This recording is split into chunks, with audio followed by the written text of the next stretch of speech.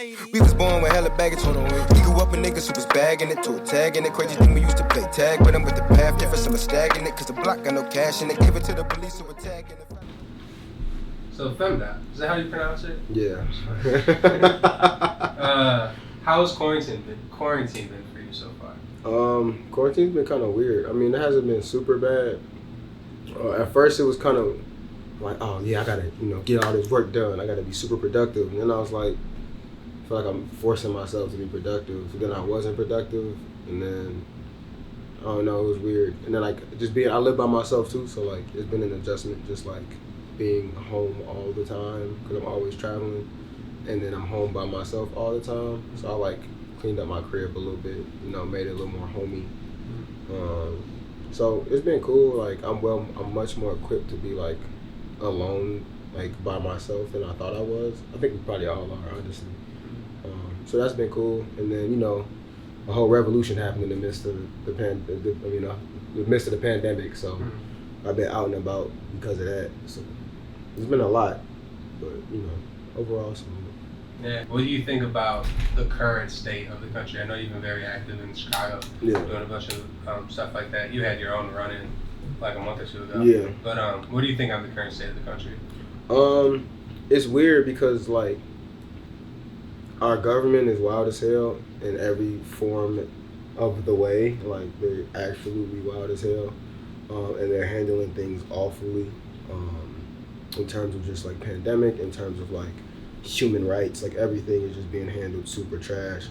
But also like I'm really happy to see that people are really like trying to make things shake, and partially that's due because of the pandemic. People aren't working, people have been broke for months, they have one stimulus check, people are upset and they have time to be angry and time to do something about their anger.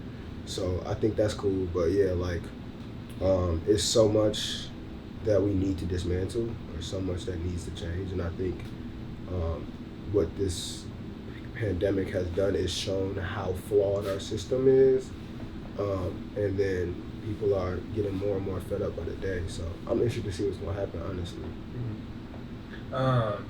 Where'd you grow up? So I was born on the west end of Evanston, and grew up between Evanston, Uptown Rogers Park, and a south suburb called Glenwood. You attended Homewood Flossmoor. Mm-hmm. We've talked about this many times, but you went to school with Juice WRLD, Tobi Lou, Queen Key, Martin Sky, Rocky Fresh, Bam, Shawnee, like hella very talented artists who were literally walking the halls with you and you were in class with them. What was that experience like going to HF? And especially now looking back 6-7 years later and being like, damn, hella of my classmates turned out to make livings and careers off of music. Yeah, I mean it's fire too, because when I was walking through the hallways, we wanted to be Rocky, because Rocky was the first one that we knew like that was tangible, that like popped or like had stuff moving, and then really to now be in a situation where you have like someone like Juice, who's literally like one of the biggest artists like on the face of the planet, and then me and Bam and Queen Key, and you have Shawnee Dez, you have Jahari Noel, you have even like people kept going by with like the hi-hats and stuff like that. Like I think it's cool for people to just see like, oh, like somebody where I'm at could be somewhere completely different a year or two from now. And I think we didn't even really have that when we were there. It was kind of Rocky. You know what I'm saying? Rocky was the first person we seen really, I guess, to quote unquote blow up, right? So it's cool to now be able to also show like people under us, like multiple people in different ways in which like people have been able to elevate themselves. So it's cool. After HF, you went to Penn State for a year. Yep. Eventually transferring to DePaul. Mm-hmm. But what made you decide to transfer? But first, how was your time at Penn State? Penn State was cracking. Penn State was super cracking. We went there. I was there the year after the Sandusky stuff happened. Super wild. So, but we were banned from all bowl games that year. So pretty much every game was just kind of like, it is what it is. So we didn't go with any expectations. So that and it kind of worked in our favor because we beat Michigan in triple overtime that year on homecoming. It was fire. But regardless, it was pretty cracking. I met a lot of people who I'm still friends with till tomorrow. You know what I'm saying? Till forever. And I'll be able to learn a lot about myself. But I couldn't rap there, and I kind of realized that I wasn't gonna be any larger as an artist. I'll be just the rapper on campus or the poet on campus or something, but I wasn't gonna be able to progress my career in a way that I wanted to at Penn State. So then, because of that, you transferred to DePaul. You went there for 3 or 4 years? 3.5, yeah. How was your experience at DePaul?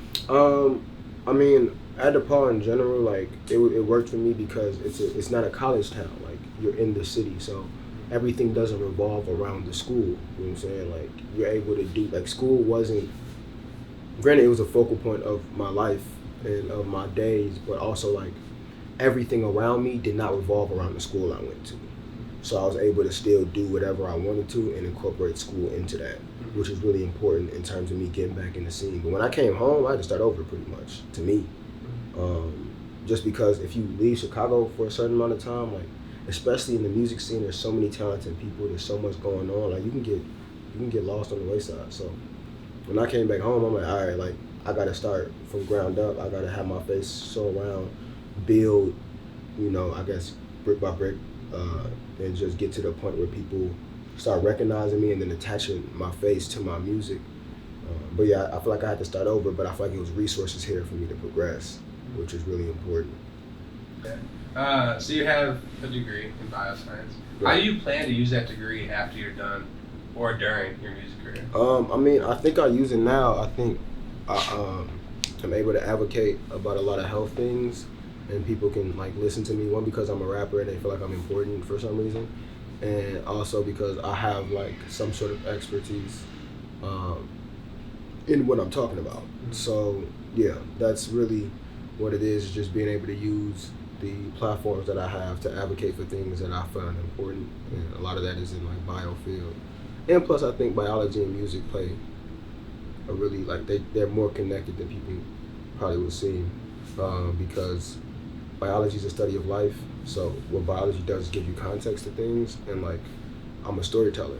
All the stories do is give you context. I'm really just telling you the biology and like every time I make music for real.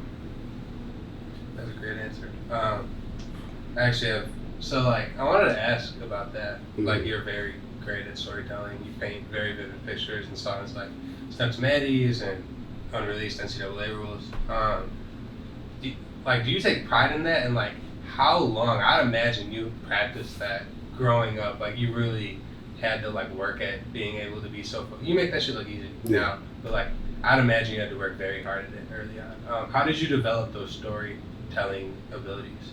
I mean, when I first started rapping, I mean I was super young, but when I first started, I really liked punchline rap. Like I was just trying to lead into a cool phrase. You feel me? But as I got older and I started getting more of putting my actual life into my music, or the life of the people around me into my music, I got to figure out how to adequately tell these stories. So even like listening to people like Nas and Cole and Kendrick, and even Hove has a very conversational tone when he tells stories. Big was a great storyteller. Fife, I started really like doing my own like research into why certain hip hop was so good or why it lasted the test of time. A lot of times those were stories, and as I wanted to develop my craft, I need to learn how to. So I still work super hard on trying to figure out how to tell a story the best way possible. But now it's second nature, which is wild because it wasn't at first, but I think I've worked on it so much that it's really hard for me to write a verse without any story element into it. When before I had to purposely incorporate that in. So, but yeah, I think I've been technically writing stories for a very long time, but I've in my own music, I've been able to watch the transition from like, okay, this is a story record in this song, to every song is a story, or every song ties into a larger story. And I think there's so many elements to storytelling, because you have somebody like, for example, Nas, who can tell a story backwards, or you know, is very vivid and like, you know, very descriptive. Like I put a string on a lamp and shit Dawkins. I'm living in an elegant Moroccan apartment. Like that's a very vivid painting thing. Or you have somebody like Kendrick who will tell you a story throughout an album, through a full concept of things. I think Eminem does that too on like his earlier projects. I think being able to do both is a skill that I want to master. I want to be able to have stories that are flawless by themselves, but work even better in a larger picture. So I think that's what I'm working on now. That was a really good answer. So, you're at DePaul. Mm-hmm. You're a freshman. You know, going to class and shit. I'm a sophomore, technically. You're a sophomore. You know what I'm saying? Going to class and shit. And you run into a freshman. How did you meet Cole? I met Cole in public speaking class. I forgot the woman's name, but I met him in public speaking class. Literally walked in class. It was the first day or something. Everybody introducing themselves, do whatever. And I look across the room like I'd seen him before, because it's funny because he shot a video, or this is obviously way early on, from our homie, he goes by Young 99 now, but he was called G-Watt the Prophet then.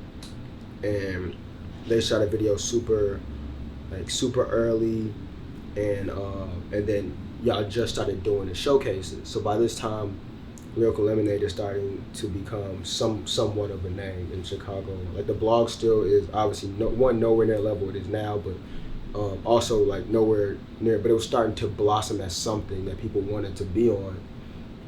And then the showcases at Music Garage, so people are like, okay, they're doing something. And so like I would know his name by then. And by that time, I've already been releasing a little music here and there. By the time I met him, I already had dropped this project, King Dilla. So already releasing a little music here and there. And I'm looking, I'm like, I know him. He like, yeah. And you know, and Cole, like, you know, like he be chilling. So he like, oh yeah, like, so we go, hi, you know, I'm Cole. Hi, my name's Cole Bennett. Nice to, you know, hi, I'm Fem. Oh, hi, I'm Cole Bennett. Like, and then the next person to go, oh, I'm, you know, Simone. Like, you know what I'm saying? So like, you know how like classes be and shit. So then after class, I'm like, oh, I feel like I know him before. Then the next class, I'm like, bro, like, I'm like, Cole. He like, yo, Phil. I'm like, we just like, we know each other. Like, we know, like, what's up? And it was really that simple. And then after that, we just started like kicking it. And I remember one night we went to his crib. It was all like drinking and shit, and like freestyling and stuff. That's where I met you or Elliot or whatever. So yeah, we started drinking and shit and kicking it. And I heard Cole freestyle. Cole is an amazing freestyler. I had to look in the camera for this. Cole has this rap voice that is absolutely hilarious. But anyway, but we started freestyling and kicking it, and me and him really just been cool ever since. And we actually became like genuinely friends, like outside of the music industry, I guess. Like he's a really genuine guy. So yeah, but that's how it literally happened because we walked in and we had class, and I was like, what the fuck? Like this is random as shit. I'm like, I know you. So shout out Cole. So like you and Cole obviously developed this friendship. Yeah. He shoots a few videos for you. Right. Body Bags, King Dilla freestyle, Post Something Later, some years later. But at some point, 2016 or something, you were the star in his short film, Lone Springs. How did that opportunity come about? What was your experience with that? Had you ever wanted to act before that? And then after that answer, do you see yourself acting again in the future? Yeah, shout out to Cole for giving me my first acting role. Yeah, he wrote Long Springs with me in mind. Like he was writing the script, he had me in mind, and he told me that, and I was like, oh yeah, I'll be down. I still want to get into acting eventually. I wanted to get into acting then. I think it would be cool, like to continue. But yeah, that was fun. That was especially like the idea and the premise was cool, especially for what we were trying to do. I got to see that he really, the fucking mayor of Plano, like, had fire trucks honking at us and shit, like he was able to get a gas station, whatever he needed, like they really love him out there, you know what I'm saying? That was dope. But yeah, it really happened because he just had me in mind for the role and then reached out to me and I was like, cool, let's do it. So, yeah, but I definitely want to get into acting, like, as time goes along. I would love to be just randomly in a Netflix show or some shit, like, Top Boy or something. It's a great show. It's a great show. Okay, I'll be watching that. Yeah, Top Boy 2 fired. So. Speaking of Netflix shows, how does it feel to have your music in multiple Netflix shows like I'm Out Block and others? It's actually kind of wild to like be like, oh damn, somebody's watching TV and then just slip and just so happen to hear a song of mine. It's really cool. I think it's especially because a lot of these songs, I don't make them with the intention to hear them on television or something like that. So for me to be able to do that and to get the opportunity to do that is just super cool. It's like, and people find my music and then find, you know, as people will comment stuff like, I came here from On My Block, or, you know, came here from Easy, or blah, blah, blah. So that's really fire. So I'm like, you know, if it sounds like it should be in a movie, you might as well just, you know what I mean, let me be in the film as well, or just be in the show as well. But you know, super dope. Can you speak on your relationship with Autobahn? Oh, for sure. So I met Bam in the 3rd grade. I remember what outfit he had on when I met him. He had on a Donovan McNabb jersey because he used to play. So people don't know, Bam has a cannon. Like, Bam used to play quarterback like Mike Vick, or technically Donovan McNabb because he's a little bigger. But he can run out the pocket, he can pass, he plays safety, he plays both sides of the field. Fun, like, these are just fun. But that's my man. So I met him playing football in 3rd grade. And we've been cool ever since.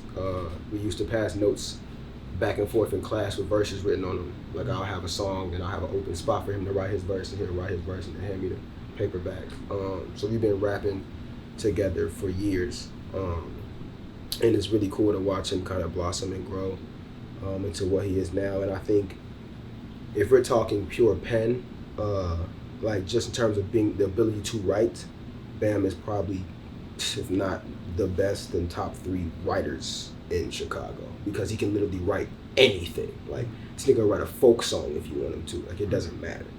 You know, he's just so good at writing something that catches the air. It's actually ridiculous. So last year you dropped a project, 94 Camry Music. It helped you reach a new level in your career. Can you speak on the concept behind that project?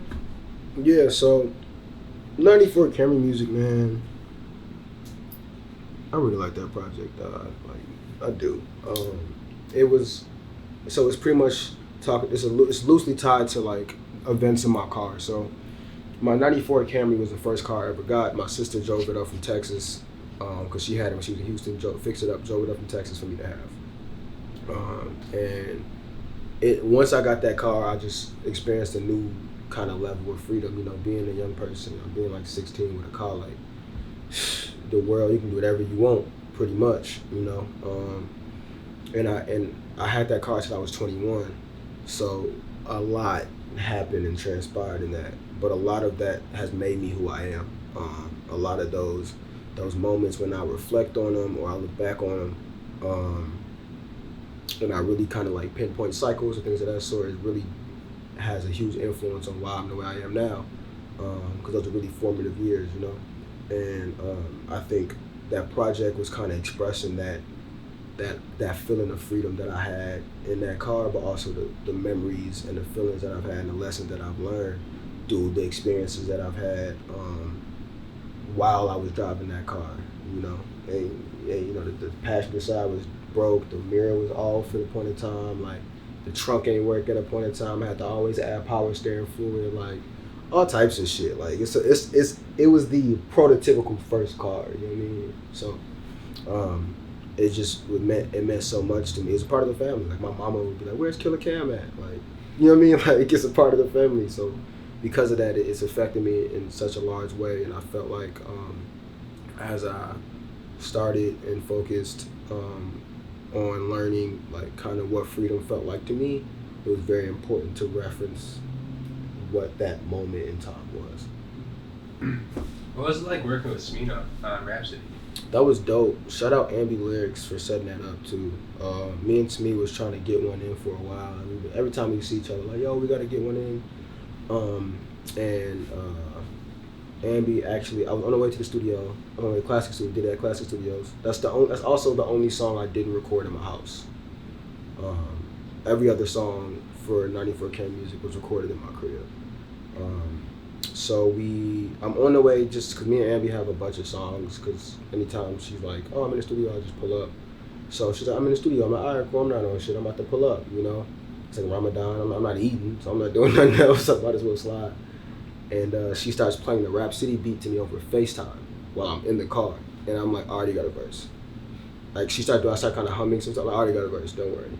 And I get there and I start writing the verse, and Smeena just got back from tour. Literally, I think that was the day after he got back. And it's like, if you notice, his voice is a little like different on Rap City. It's kind of a little like hoarse because he just got off tour. And he walked in, he was hearing the beat or whatever, like, "Yo, can I hop?" I'm like, "Can you hop on?" "What you mean, duh? Like, the fuck? Like, you gotta hop on." Like, and then he like, "Yeah, I got a little something." It's me funny as shit. Cause he's like, "Yeah, you know, like, I'm gonna try something out." I'm like, "Oh, for sure." And snap, and just get the floating. And I'm like, "What the fuck?" I'm like, "What the fuck?"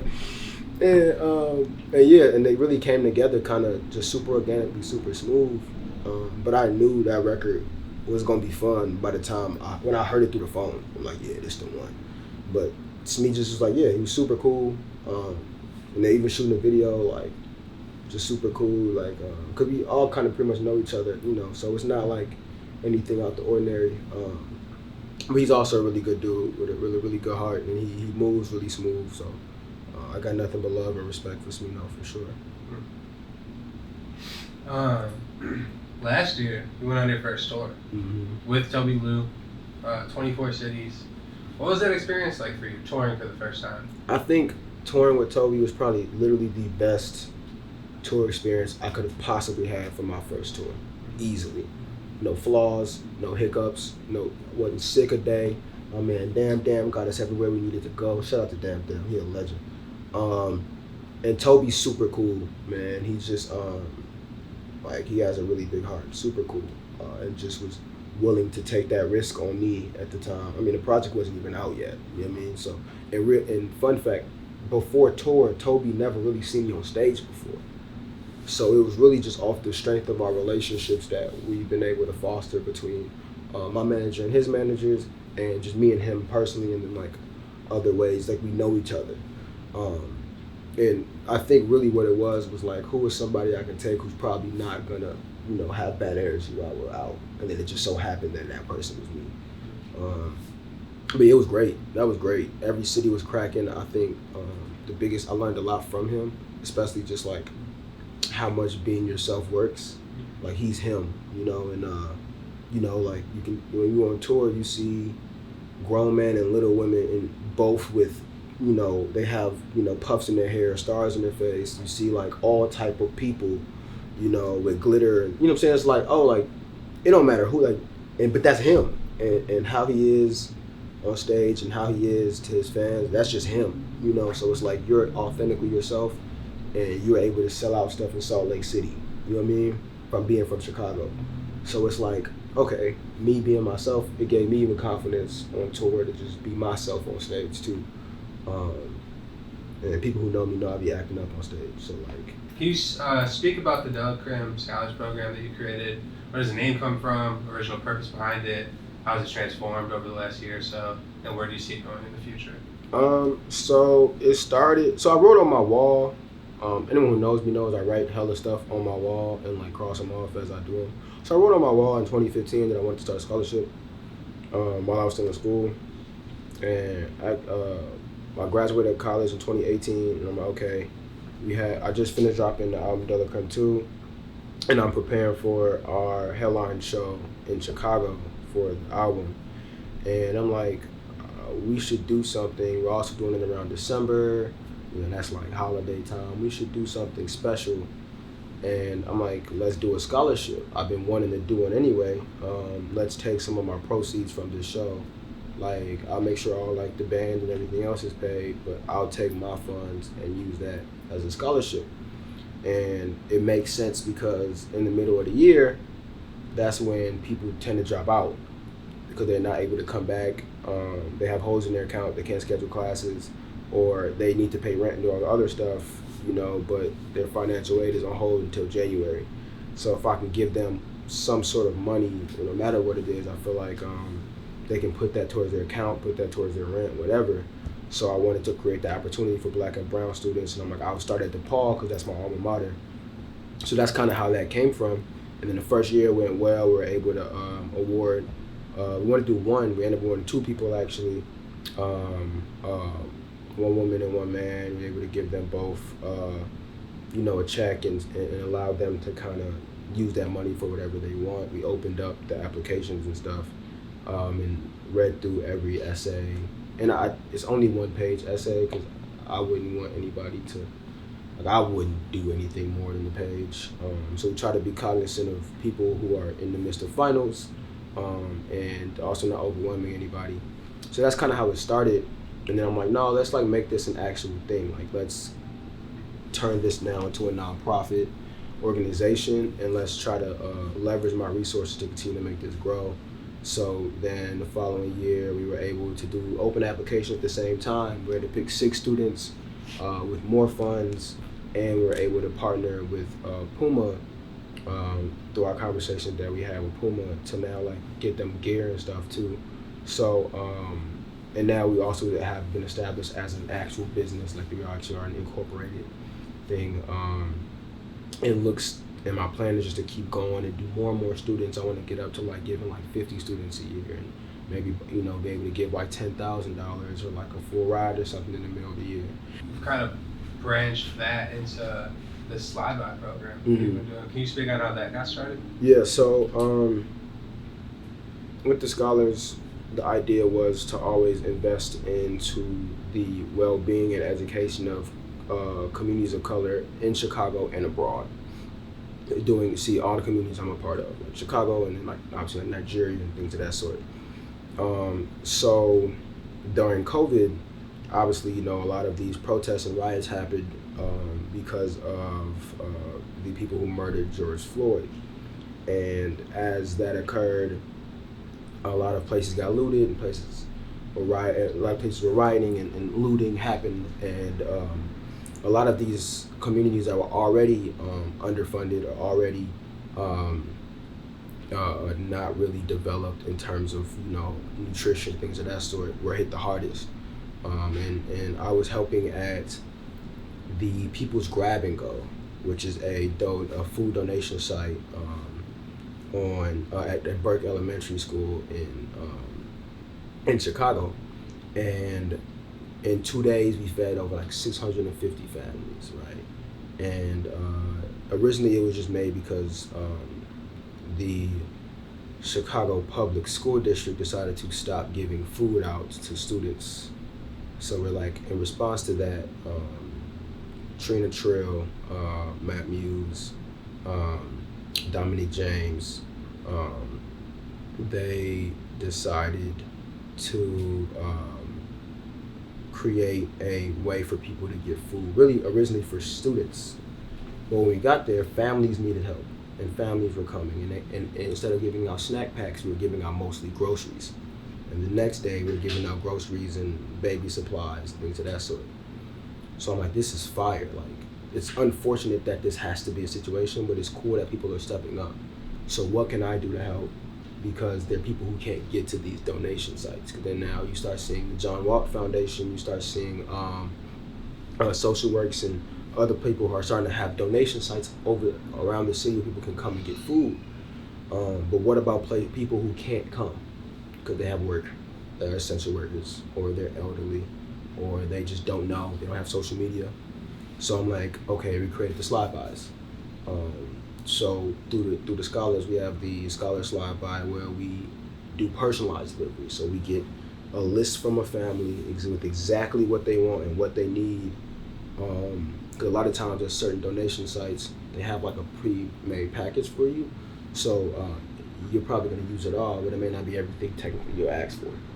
So we have personalized lists, and we take the list, we go shop for them on the north side of the city because that's where all the stores pretty much were untouched, and they're restocked. And on the south side of the city, though, if there's one grocery store destroyed, then that's just it for 3 communities.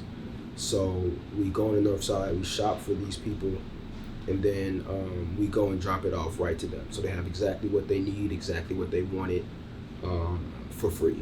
So, fam, you come from a family of legends. Your sister, two-sport Olympian, started the Nigerian bobsled team. Yeah, she's amazing. You're related to Hakeem Olajuwon, Yeah. which you never want to talk about for some Yeah. reason. Your other siblings are very talented in their own respective ways. Yeah. What was it like growing up in an environment where everyone around you seems to be like achieving or on their way to greatness? The Hakeem Olajuwon thing is funny. Cause like finding out that we was related to him was kind of wild. And like we actually related to like my dad's dad and like his dad's dad are like somehow like brothers, cousins, some shit like that. Like my dad was at his dad's funeral or some shit like that. Like super random. Wish I was that tall. Actually no, I don't wish I was that tall. Fits, I had to change how I dress. It's really important.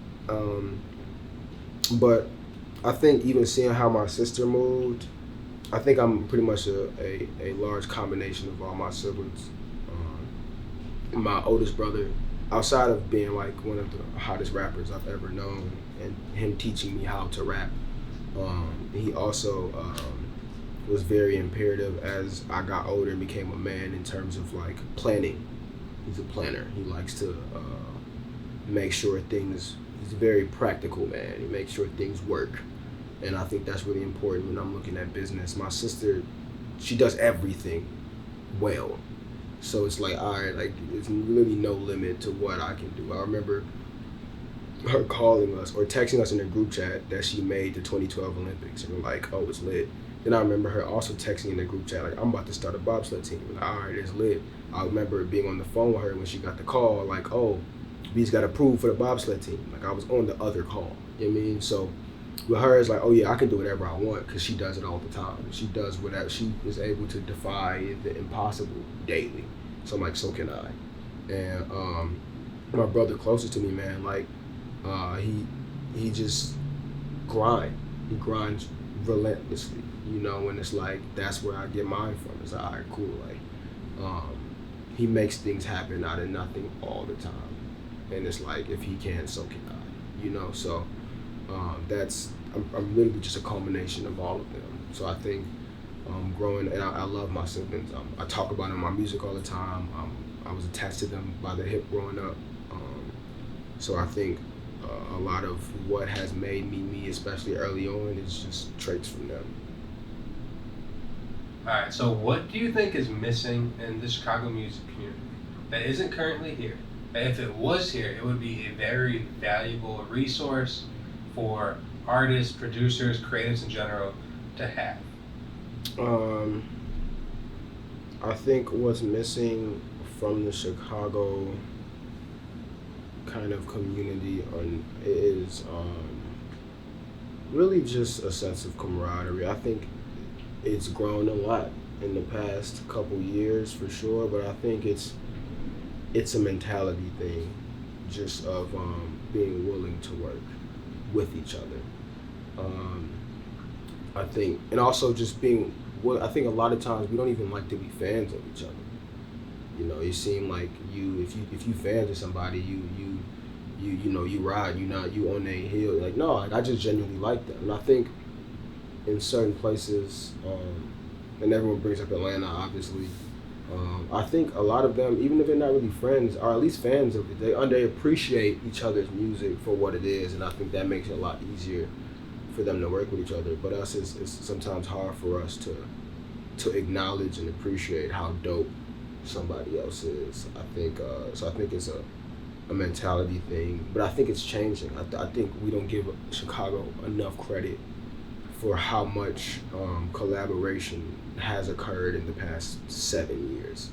You know, you talk Chance, Herb, Tink, Saba. You know, Tink and Saba did a song years ago. You know, so you're talking Chance, Herb, Tink, Saba, Dreezy, Mick, No Name. You know, all these people interact with each other on a different level. So I think it's more just the mentality of being fans of each other, acknowledging each other, and wanting to work with each other, and wanting to continue to grow and bring up the next generation of artists. But I do think we're doing it a lot more than we get credit for. Because, for example, Juice WRLD would not be Juice WRLD without Biggie and Herb. You know what I'm saying? Like, they literally pulled him up. You know what I'm saying? So it happens. It does happen. And I think even stuff like that is showing that it's happening a bit more. But it's just continuing that conversation, I think is really important.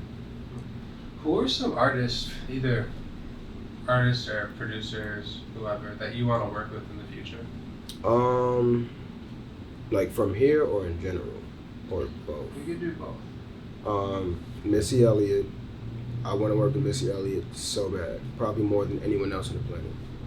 That's the number one draft pick of who I want to work with. I mean, I want to love to work with Kendrick and Hove, because those are like all of my favorite artists. But Missy Elliott is the first person I want to work with. Like if I had to pick a first pick in the draft, that's what I'm taking.